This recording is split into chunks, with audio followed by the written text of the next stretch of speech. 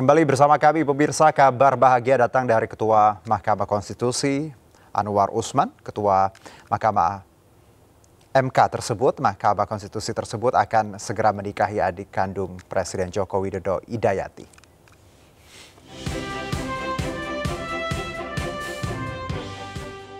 Kabar rencana pernikahan Ketua Mahkamah Konstitusi Anwar Usman dengan Idayati, adik kandung Presiden Joko Widodo, dibenarkan putra sulung Presiden Jokowi yang juga Wali Kota Solo, Gibran Rakabuming Raka.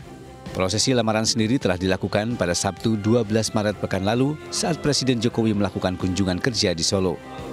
Lamaran resmi Anwar Usman diterima pihak keluarga yang diwakili Jokowi sebagai kakak laki-laki dari Idayati.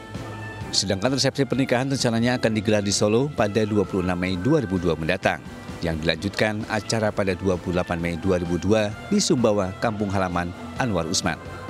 Sebelumnya suami Idayati, Hari Mulyono, meninggal dunia pada 24 September 2018 lalu di RSPAD Jakarta.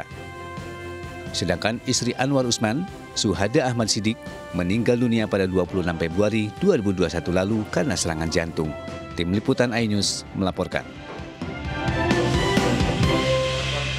Ya, sementara itu Riyad Suci, Ketua Mahkamah Konstitusi Anwar Usman untuk menikahi Idayati menuai polemik. Pasalnya perempuan yang akan dinikahinya adalah adik dari Presiden Republik Indonesia Joko Widodo. Ya, meski pernikahan dianggap sebagai hak privasi dan tak perlu menjadi perbincangan publik, namun banyak yang menilai jika pernikahan Ketua MK dengan adik Presiden Republik Indonesia sebagai pernikahan politis karena dikhawatirkan akan berdampak pada independensi lembaga yudikatif khususnya MK. Pernikahan tersebut memungkinkan MK akan menghadapi konflik kepentingan dan dikhawatirkan akan mendahulukan kepentingan eksekutif dibandingkan untuk menegakkan hukum berdasarkan keadilan. Karena dianggap akan melahirkan dampak pada ketatanegaraan, sejumlah pihak pun meminta Anwar Usman bijaksana untuk mengundurkan diri sebagai Ketua MK setelah resmi menikahi Idayati, adik Presiden Republik Indonesia Joko Widodo, demi kebaikan MK sebagai garda depan pengawal konstitusi.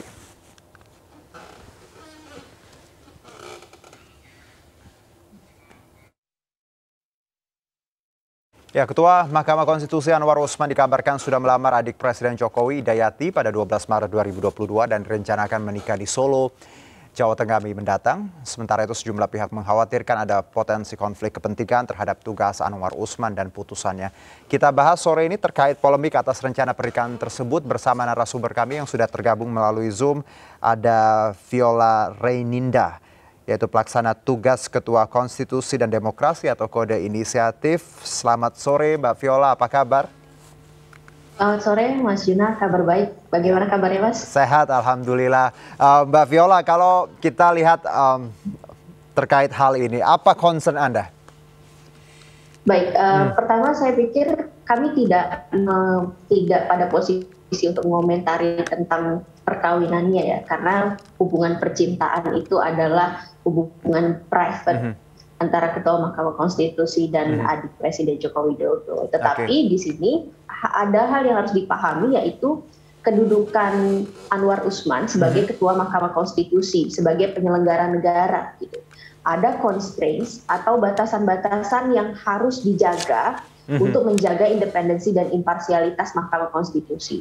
Terutama berkenaan dengan bagaimana harus menghindari konflik of interest dan juga tetap menjaga bangunan checks and balances antara Mahkamah Konstitusi dengan pemerintah. Baik. Apakah Pak Anwar harus mundur tadi? Karena banyak suara yang menuntut agar tadi kalau kita bicara independensi, ada pernikahan yang disebutkan tadi agak politis seperti itu. Apakah langkah mundur harus diambil? Tentu langkah mundur harus diambil. Ini sangat berkaitan dengan tadi adanya potensi konflik of interest dan juga menjaga bangunan checks and balances. Pertama kita lihat standar dari kode etik seorang hakim, baik di dalam Undang-Undang Kekuasaan Kehakiman maupun di kode etik Hakim Mahkamah Konstitusi seperti itu, bahwa ketika ada pihak yang kita ketahui ya, ketika pernikahan ini terjadi, maka akan ada terjadi hubungan semenda antara Presiden Jokowi dengan Hakim Konstitusi Anwar Usman seperti itu. Nah, di sini ketika ada hubungan semenda dalam memutus atau memeriksa perkara, hakim itu harus mundur karena untuk menjaga supaya menghindari dari konflik of interest. Nah, persoalannya adalah kalau kita kaitkan dengan kewenangan konstitusional Mahkamah Konstitusi, yaitu mengujikan undang-undang terhadap undang-undang dasar. Nah, di sini ini adalah kewenangan yang sifatnya dilakukan setiap hari, terus-menerus, bukan per case saja. Dan undang-undang adalah produk yang dibentuk oleh DPR dan Presiden secara konstitusional di dalam undang-undang dasar. Personnya itu langsung merujuk kepada Presiden. Nah, di sini bagaimana kemudian para pihak harus membangun yang namanya penghindaran dari konflik of interest itu. Baik dari Hakim Mahkamah Konstitusi maupun dari pihak lain seperti itu yang berperkara. Karena ini adalah hal yang sangat standar sifatnya, sangat prinsipal juga. Mbak Vio, kita tahu bahwa ketika satu perkara masuk ke MK ada 9 hakim yang akan menilai seperti itu atau menghakimi tadi. Kita tahu masing-masing mereka tidak bertindak let's say secara personal. Jadi ada keputusan yang nanti akan disebut dari 9 hakim itu adalah akumulatif, jadi bukan personal judgment. Anda melihat bahwa sebenarnya Anwar tidak masalah karena ada 8 yang lain. Belum tentu keputusan Anwar akan mempengaruhi satu keputusan besar yang dibuat oleh MK.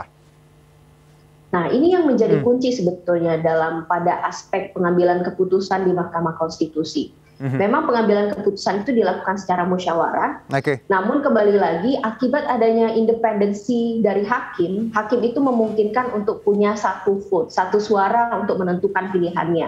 Makanya kita ketahui ada yang namanya dissent opinion atau pendapat beda. Hakim punya kebebasan untuk mengambil itu.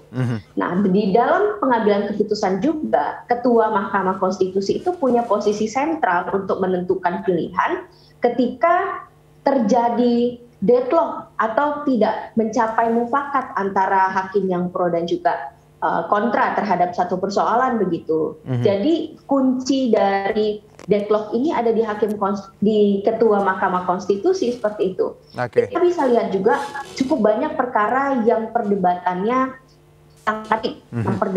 menghasilkan putusan 5/4. Ini kan satu suara hakim itu sangat menentukan. Misalnya kita lihat di putusan presidensial threshold atau di putusan tentang undang-undang KUHP yang lalu tentang perzinahan itu, ada kunci satu suara hakim begitu untuk menggoyang apakah satu undang-undang itu akan dibatalkan atau tetap dipertahankan. Jadi meskipun ada 9 hakim di situ, seluruh hakim itu punya masing-masing satu suara, satu pendirian yang bisa dia salurkan di dalam pemberian keputusan.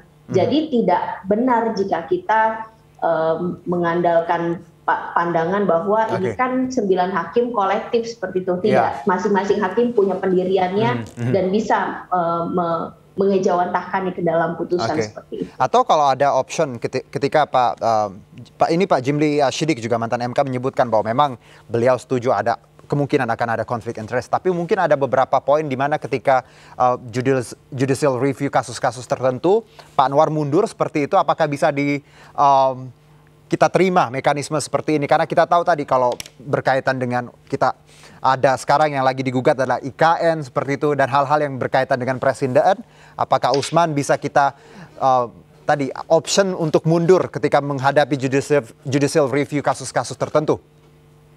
Nah, baik, kalau opsi untuk mundur saya pikir itu tidak mungkin karena core bisnis dari Mahkamah Konstitusi adalah pengujian undang-undang. Hampir setiap hari itu pasti akan memeriksa dan juga memutus kasus pengujian undang-undang yang dibentuk oleh DPR dan juga pemerintah gitu.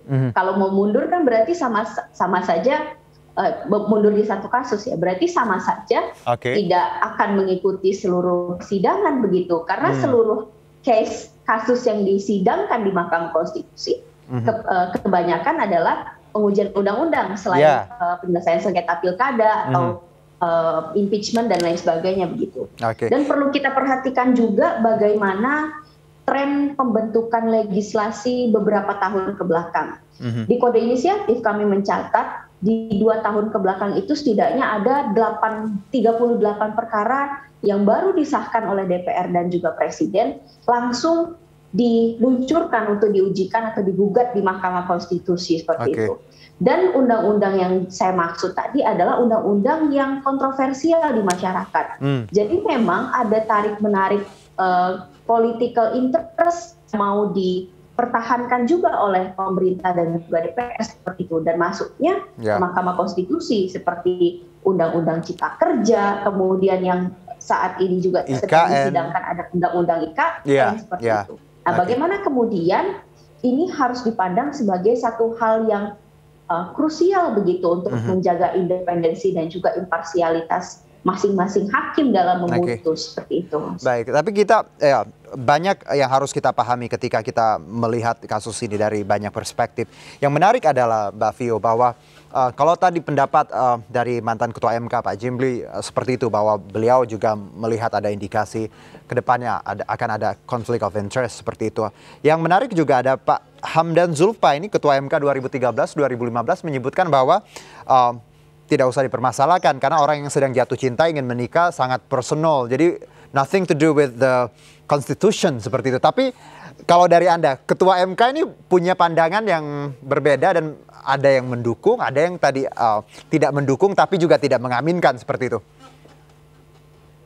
Oke, kalau misalnya untuk hubungan percintaannya sendiri itu urusan private masing-masing gitu. Tetapi sekali lagi saya tegaskan bahwa kedudukan Anwar Usman sebagai Ketua Mahkamah Konstitusi yang membuat adanya constraints atau batasan-batasan yang harus dilakukan, terutama akan menciptakan hubungan semenda tadi dengan Presiden Joko Widodo, di mana yang akan disidangkan atau diperiksa perkara di Mahkamah Konstitusi adalah pengujian undang-undang produknya dari Presiden seperti itu. Jadi tidak mungkin meskipun kita juga tidak bisa mengandalkan seperti itu misalnya kepercayaan terhadap satu individu atau gentleman agreement semata seperti itu. Tetapi ini berkaitan dengan kekuasaan kehakiman. Independensi dan imparsialitas kekuasaan kehakiman itu harus dicitrakan dengan tindakan-tindakan hakim begitu. Apalagi kita lihat pasca undang-undang revisi Undang-Undang Mahkamah Konstitusi itu memperpanjang masa jabatan Ketua dan Wakil Ketua Mahkamah Konstitusi serta Hakim Konstitusi, masa jabatan Pak Anwar Usman itu sampai dengan tahun 2026. Jadi masih ada, kalau kita tarik ke pemilu, masih ada 2 tahun ke depan seperti itu untuk memeriksa dan juga memutus perkara undang-undang yang dilakukan oleh Presiden Jokowi begitu.